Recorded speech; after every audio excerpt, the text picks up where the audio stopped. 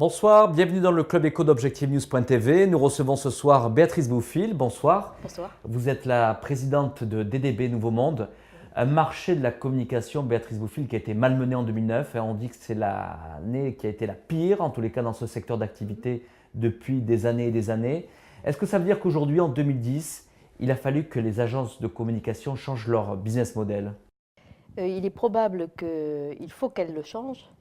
Je ne sais pas si je m'autoriserai le participe passé, parce que ce sont des changements au long cours, avec des repositionnements de fond sur les métiers de base, qui sont la manière dont on exerce le conseil, à la fois en grands médias ou en médias transversaux comme le web. Donc oui, il faut que nous revoyions notre business model tous. Nous nous y attelons, je pense, sans parler au nom de la profession, mais probablement c'est un questionnement que nous partageons tous. Nous nous y attelons avec toute une série d'interrogations dont on pourrait dire qu'elles sont toutes légitimes à la faveur de l'inconnu dans lequel la crise nous a précipités tous, dans l'économie, dans les institutions. Aujourd'hui, personne n'est capable de prévoir les grands mouvements économiques, les grands mouvements de société. Si on les avait prévus, on n'aurait pas chuté comme nous avons tous chuté, et dans la communication et dans d'autres secteurs, bien sûr. Il y a donc une prime à l'audace, à la créativité et, je dirais, à la solidarité, qui est quelque chose qui nous tient tous à cœur dans les métiers de la communication. Alors vous appartenez quand même bien sûr au groupe et au réseau DDB, troisième réseau mondial en termes du réseau publicitaire et agence de conseil en communication. Est-ce que ce constat-là, c'est un constat unanime, c'est-à-dire c'est un constat DDB au niveau mondial, ou est-ce qu'il y a de vraies inégalités en fonction des territoires? C'est un constat mondial. La tête de DDB, entre guillemets, se trouve aux États-Unis, donc on connaît tous la période de récession que les US traversent en ce moment. Il y a bien sûr des zones du monde qui sont plus privilégiées, comme l'Orient, la Chine, mais ce sont des endroits où les structures professionnelles sont en cours de construction. Donc elles sont vulnérables, elles se développent, mais elles sont vulnérables. Ce qui veut dire qu'il y a une attention forte portée sur ces pays en tant que source de développement, mais aussi source de risque. Donc globalement, sur tous les pays développés, nous avons tous ressenti la crise, y compris par exemple des pays comme la Grande-Bretagne qui font figure de leader, en tout cas en matière de création, dans notre métier. Béatrice Bouffill, on vient d'évoquer l'évolution du business model des agences. Est-ce que du point de vue du client, il y a des attentes nouvelles aujourd'hui en 2010? Il y a des attentes de divers ordres. Il y a davantage d'attentes, puisque nous sommes dans des périodes où l'erreur coûte très très cher et qu'on n'y a pas droit, ni les uns ni les autres, davantage d'attentes dans la qualité de conseil, dans la vision qu'on peut apporter à un client, dans la mesure où lui-même est préoccupé par des difficultés du quotidien et qu'il a du mal à sortir de ces difficultés.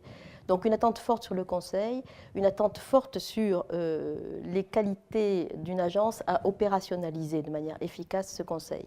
C'est-à-dire, bien sûr, le marketing opérationnel, les stratégies Internet, tout ce qui est peer-to-peer, on va dire, de personne à personne, puisque aujourd'hui le marché a été traversé, le marché de la communication a été traversé depuis plusieurs années, mais là à un point de peut-être de paradigme, l'histoire nous le dira, mais à un point de fréquence de contact par le web de manière absolument impressionnante.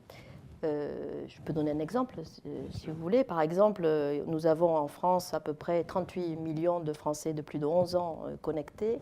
Est-ce que vous savez de mémoire qu'ils passent en gros 2 heures et demie devant leur ordinateur connecté contre 3 heures devant la télé? Alors, c'est important parce que ces 2 heures et demie, on les a trouvées bien sûr dans l'activité professionnelle.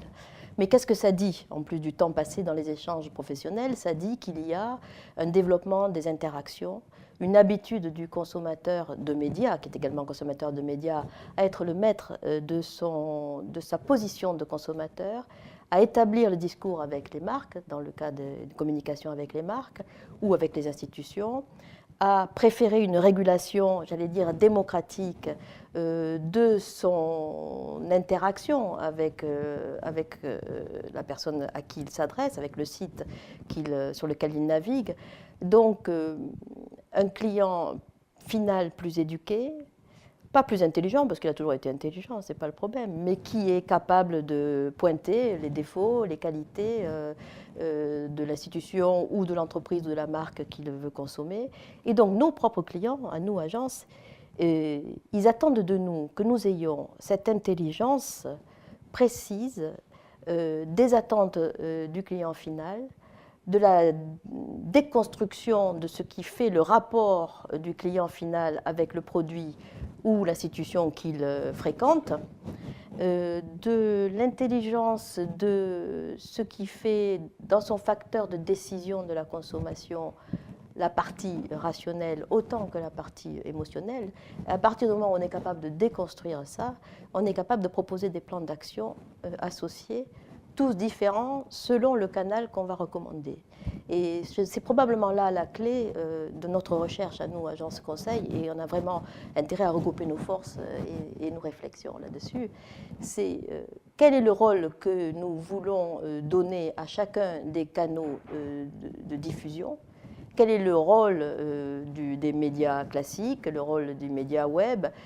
Où s'installe le discours, on va dire, le plus démocratique et le plus interactif? Et comment nous pouvons générer de la conversation, mais une conversation utile à tout le monde et pas néfaste?